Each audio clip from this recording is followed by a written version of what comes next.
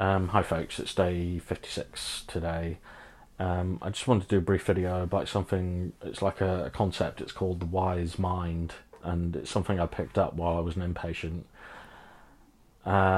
It's like a DBT kind of concept, which is dialectical behavioral therapy. Um, so the wise mind, it's kind of like the ideal state that we want to exist in, and people who are very emotionally stable, they kind of exist in the wise mind state most of the time. Um, but people who suffer with personality disorders or mental illness, they generally find it quite hard to reach the wise mind. And people in those situations, there's two other forms of basic thinking that we fall into. So it's either we have like a logical mind and we have an emotion driven mind. And for people, like I say, who suffer with mental illness, you go from one extreme to the other. So you're either ruled by your emotions, without any kind of rational thought or logic behind like what you're feeling. So things like depression, um, yeah, depression's a prime example. Anxiety is a prime example. You kind of have this irrational fear that something bad is going to happen to you, even though there's no kind of logic to back it up. It's just a feeling, and it's an extreme. Like when you've got bad anxiety, it's an extreme version of that. It's like an extreme fear. Again, you're purely that's an emotional reaction, an emotional response. And then on the other end of the scale, you've got like pure logic. So that's where emotions don't get involved in any of your decision making. It's kind of you base it purely on facts and what you can see and what you can prove. And you might think that, maybe being purely logical all the time is better than, being on the other end of the scale where you're depressed and you've got overwhelming emotional feelings, a lot of sadness and loneliness and anxiety. But yeah, being in a logical state all the time isn't good either, because if you're not allowing any kind of emotion to dictate how you respond to certain things, you can't live like that either. So it's not a good place to be. The ideal state, like I've said, is the wise mind, which is like where the two meet together. And it's a very hard place to get to. I've been trying for the last 2 years to try and get myself into that, the ability to kind of get there. And it's not just a case of getting there, it's a case of, being consciously aware of the fact that you're there, because you can slip in and out of it quite easily. So, a wise mind, we all strive to live that way. We all strive to have a wise mind, because that is the ideal life to have, is to live in the wise mind. And things like intuition and that sense, when gut instinct, that's kind of the wise mind in action. So when you're in a situation and something's telling you that, it's either a good thing or there's something not right here, that's an example of you being in, like, using wise mind. So definitely intuition about things around you, and a sense of, sometimes you get this sense that things just aren't right, there's something not right going on. It works with, like, places that you go to or people that you're with. You kind of get a sense of whether or not you like where you are, who they are. And that's almost like a subconscious form of being in the wise mind. So living purely by intuition and that gut instinct, that's, it's kind of subconsciously trying to steer you in the right direction. Ideally you'd want to be in that state of mind all the time, and unfortunately it's a really, really difficult kind of state to reach if you're not used to being in there and you're not used to getting to that state. But it's something that I strive to kind of do as much as I can. And when I'm in a kind of deep depression, or quite a severe depression like I have been for the last few days, it feels impossible to get to that. Like, it's as a concept, it just feels beyond me, to be able to get into that wise mind. But I know even within the last few weeks, I've kind of felt it. You know, it's almost like a part of me's in here, and it's kind of, it knows the right thing for me, and it knows it it knows what I need, and it knows the things that are going to make me feel better, and it's in there all the time, and it is trying to tell me these things. But when you're in an extreme state, when you're in the emotional mind, which I am at the moment, like depression, anxiety, that's pure emotion driven.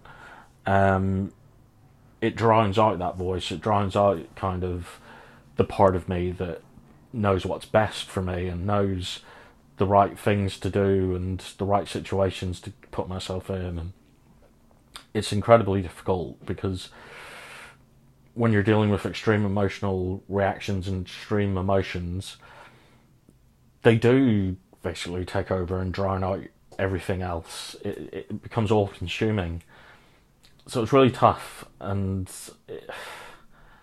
it's something I struggle with constantly. And what's more frustrating is I know I can get there because I've had instances, I've had times in my life when I've made a conscious effort to say, you know what, this is where I am. I'm in the wise mind at the moment. That's a wise mind decision. And I know I can do it because I've done it in the past. I've made decisions based on intuition and gut instinct, and they've always worked out well, and they've always, helped me out and put me in the right position, in the right place that I needed to be. So I know it's there in me. I know that I can achieve it, and I know that I can live in it. But yeah, the depression and the anxiety kind of drown it out most of the time. So yeah, it's a constant kind of fight. But this is a concept that I didn't know even existed until 2 years ago. So before that, I was just kind of subconsciously slipping in and out of the wise mind without even knowing what it was. And I think the fact that now I know, and I've done a lot of work around it, that it makes it a lot easier, and it makes it seem just that bit more attainable, I guess. So I guess what I'm trying to say is everyone can get there. It's not something that only certain people can achieve, and it's not something that it's special in any way. It's like the ideal place for all of us to exist in our minds. It's living our best lives for ourselves, basically.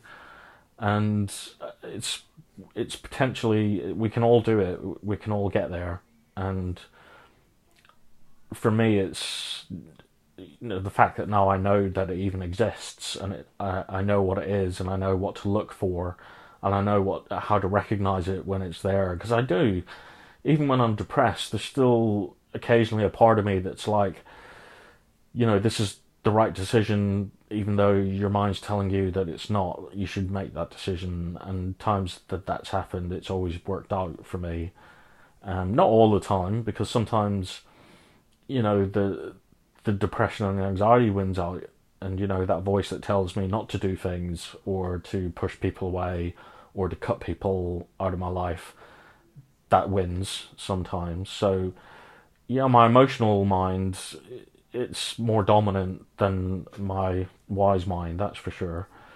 But when you get down to the very basics, we can kind of say to ourselves, we can look at how we interact with the world around us, and we can say with a certain degree of certainty that, most of the time I'm in this emotional mind state, and that's what controls me. But sometimes I'm in this like super logical, rational, cut out all emotion, become detached from your emotions. And then, yeah, if you can do that, if you can distinguish between those two, it makes it so much easier for then, when you are in this kind of the wise mind state in the middle, it makes it more obvious. So, yeah, I feel that learning it as a concept has been quite helpful, even if I can't, kind of get there as much as I'd like to. knowing it exists in itself is good. It's a good start, and it gives me something to work towards, you know. And knowing that little voice sometimes in the back of my head that's saying, you know, this is the wrong thing for you to do, or, you know, I don't think you should do this, or I think you should do that, and recognizing that as my intuition and my gut instinct, and kind of developing that and making myself live in that kind of mind frame more often. Yeah, so especially the last few days, it's been on my mind because I always want to try and get to this like wise mind where, you know, it's almost like a position of strength where when you're in the wise mind, you've got a better idea of how to interact with the world, and, you know, it doesn't make everything better and it doesn't make everything all right. It makes you better able to kind of cope with the world and the problems that you have. And I think, yeah, it's something that we can all kind of achieve, and it's something that we should all be trying to attain, because ultimately it's, you know, it is living our best lives. And yeah, I wanted to kind of bring it up today, because it is kind of on my mind at the moment. And like I say, I've had a few glimpses over the last couple of weeks. I can feel it, you know, that little voice, the voice that's true. It's there, and that's good, because it means that, you know, it makes me believe that this current period of depression may not last much longer. So that's something, I guess. But yeah, I just wanted to bring it up today and talk a little bit about it. Because like I said, I wasn't aware of it at all until the last 2 years. And I think it's such an interesting concept, and it makes a lot of sense when you sit down and kind of work out what you base your decisions and what you base your interaction with the world around you on. And you can literally do like a list, a column for each. You can say like logical mind, emotional mind, wise mind, and you can pick out examples through your daily life of, you know, what drives certain decisions or certain interactions that you have. And when you see it in black and white, and when you know as a concept that is kind of, you can boil it down to those basic states of mind, I find it really fascinating and really interesting. So yeah, I just wanted to share it with you. But yeah, I'll leave it there for now. But yeah, I'm still in search of my wise mind at the moment. But I'll find it eventually. Okay, I'll catch you guys tomorrow. Bye.